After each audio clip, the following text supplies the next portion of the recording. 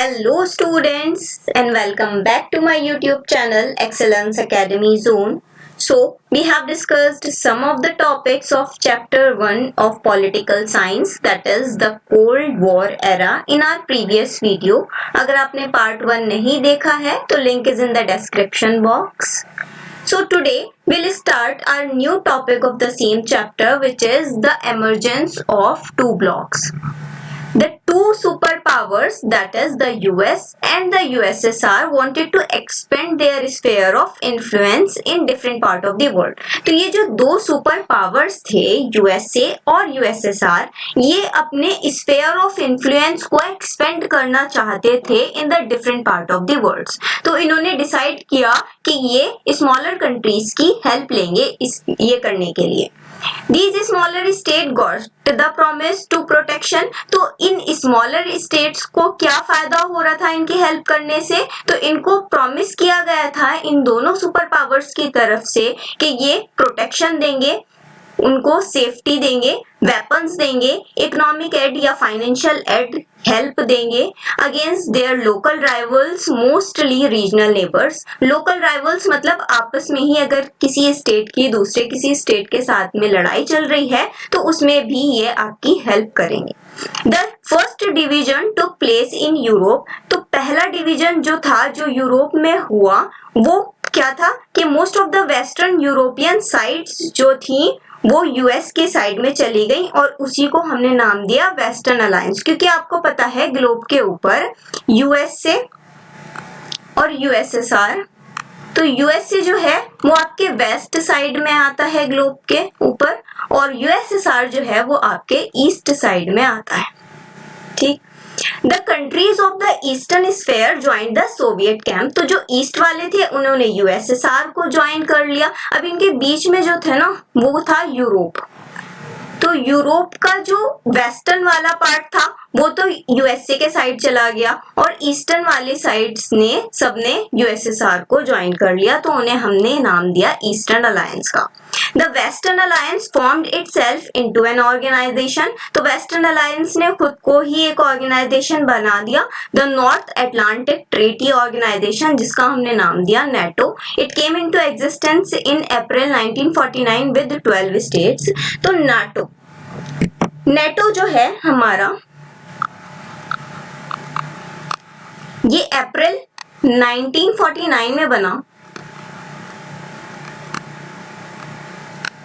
ठीक है. अब ये नेटो बनाने का क्या पर्पस था? नेटो जो था उसने जो आपके कंट्रीज थी जो कि आपके कॉलोनियलाइज्ड कंट्रीज थी पहले, तो उनको कहा कि भाई अगर आपको यूएसएसआर को यूएसए को ज्वाइन करना है तो आप यूएसए को ज्वाइन कर लीजिए, अगर आपको यूएसएसआर को ज्वाइन करना है तो आप यूएसएसआर को ज्वाइन कर लीजिए, और अगर आपको किसी को भी ज्वाइन नहीं करना तो आप नेटो के मेंबर बन जाइए.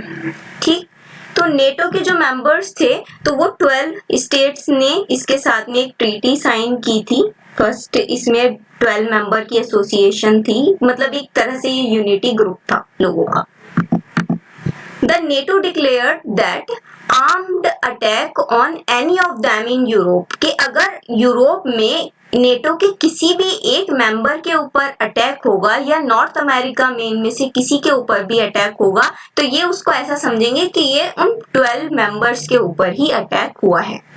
The Eastern Alliance, also known as the Warsaw Pact, जो ईस्टर्न अलायंस था उसको हम वॉर्सो पैक्ट के नाम से भी जानते हैं, जो कि लेड किया गया था सोवियत यूनियन के द्वारा. It was established in 1955. Verso pact जो था वो कब हुआ था? 1955 में हुआ था. और इसके क्या प्रिंसिपल फंक्शन थे? इसका प्रिंसिपल फंक्शन था नेटो के फोर्सेस को काउंटर करना, यानी उसके अगेंस्ट में खड़े हो गया ये. In East and Southeast Asia, in West Asia, Middle East, the United States built an alliance system called the Southeast Asian Treaty Organization. तो इसमें ये East, Southeast Asia और West Asia, United States, इन सब ने मिलकर के एक ट्रीटी ऑर्गेनाइजेशन बनाया जिसका नाम था Southeast Asian Treaty Organization and the Central Treaty Organization. Many newly independent countries were worried of losing their freedom. तो बहुत सारे न्यूली इंडिपेंडेंट कंट्रीज ऐसे थे जिनको ऐसा डर लग रहा था कि वो अपनी फ्रीडम जो उन्होंने अभी गेन की है वो उसको लूज कर देंगे या वो खो देंगे। Cracks and splits within the alliance were quick to appear. बहुत सारे क्रैक्स और स्प्लिट्स हुए इस अलायंस के बीच में। Communist China quarreled with the USSR towards the late 1950s. The other important development was the non-aligned movement. इसमें सबसे ज्यादा important development जो था वो non-aligned movement का था जिसको हम NAM कह देते हैं। The smaller countries were of more help to the superpowers। देखो smaller countries को जो थे वो help दे रहे थे ना superpowers को, because they were the means to gain, क्योंकि वो उनसे gain ले रहे थे, इतनी सारी हेल्प ले रहे थे। Vital resources such as oil and minerals. देखो हमने देखा अभी पिछले वाली स्लाइड में कि स्मॉलर जो हमारी कंट्रीज हैं उनको प्रोटेक्शन, वेपन्स और इकोनॉमिक एड्स की हेल्प मिल रही थी बड़ी सुपर पावर्स से। अब इन सुपर पावर्स को क्या हेल्प मिल रही थी इन स्मॉलर कंट्रीज से? तो इनको मिल रही थी कि ये जो थे वाइटल रिसोर्सेज मिल रहे थे जैसे कि ऑयल, मिनरल्स वगैरह, और लोकेशन मिल रही थी जिससे कि ये स्पाई कर सकते थे कि किसने कहाँ पर कौन सा बॉम्ब लगा दिया या कौन सा वेपन लॉन्च कौन करने वाला है। तो इस चीज के ऊपर भी ये लोग जासूसी कर लेते थे।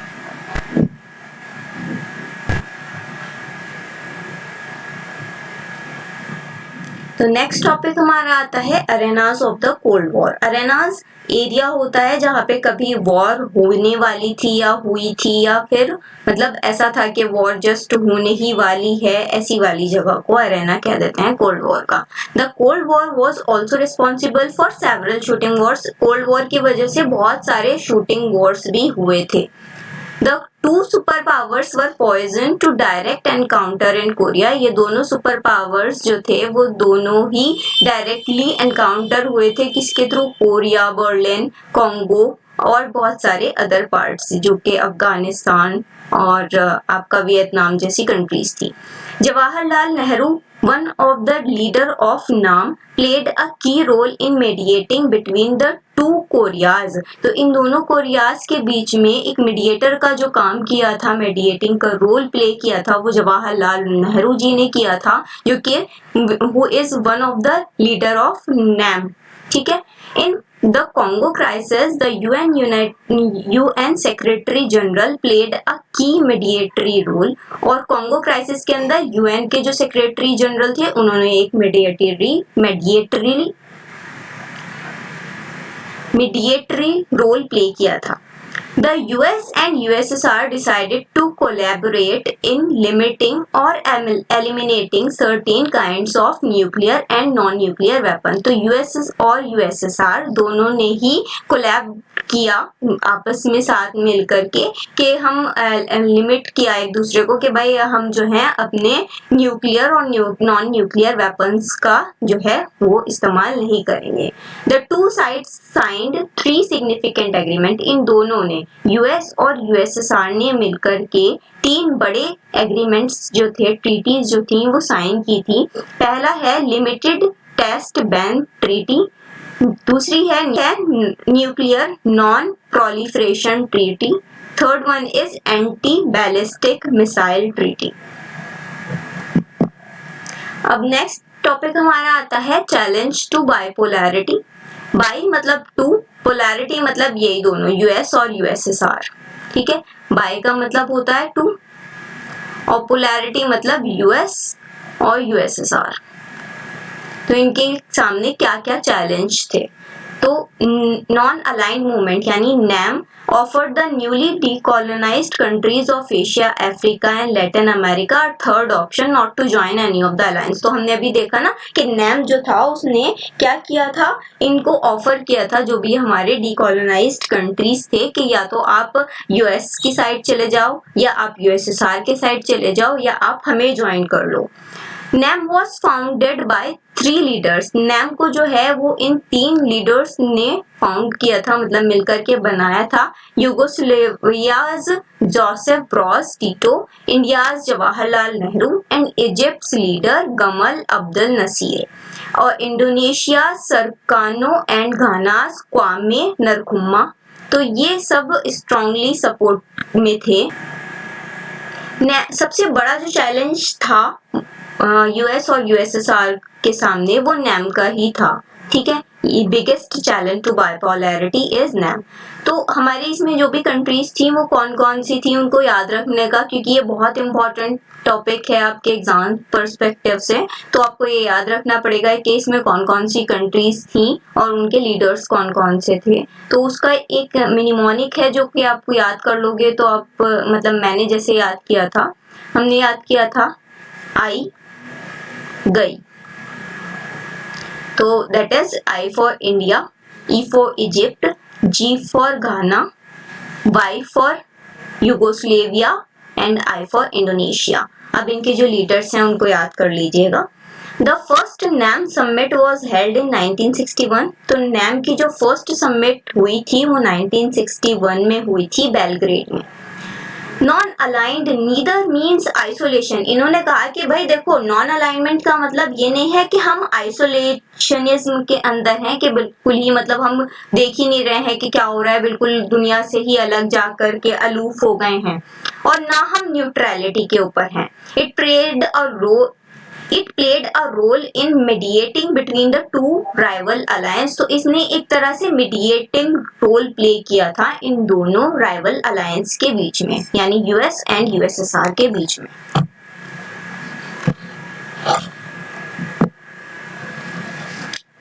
नेक्स्ट टॉपिक आता है न्यू इंटरनेशनल इकोनॉमिक ऑर्डर। ये टॉपिक आपके एग्जाम्स में मतलब सीबीएसई की साइड से कट चुका है, तो हम इसको नहीं देखेंगे।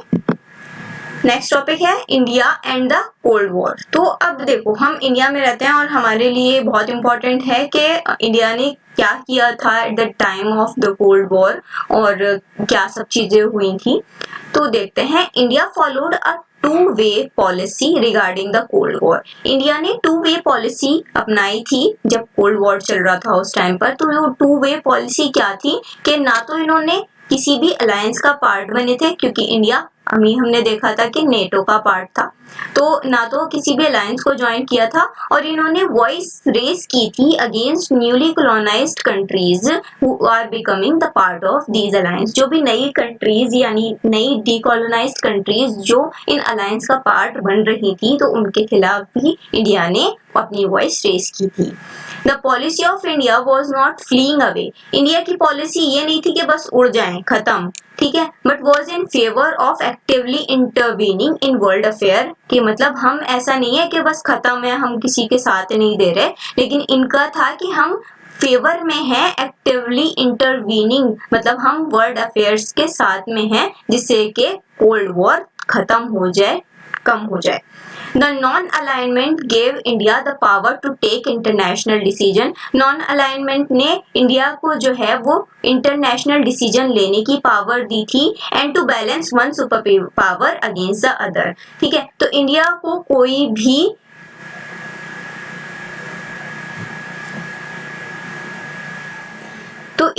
कोई भी ग्रांटेड नहीं ले सकता था, क्योंकि क्या होता था कि अगर इंडिया यूएस से या यूएसएसआर, तो अगर यूएसएसआर कभी इंडिया को बुली करने की कोशिश करता था तो इंडिया यूएसएसआर की साइड चली जाती थी, और अगर यूएसएसआर बुली करने की कोशिश करता था तो इंडिया यूएसए की साइड चली जाती थी। तो मतलब इन दोनों को कोई भी ग्रांटेड नहीं ले सकता था इंडिया को एट दैट टाइम।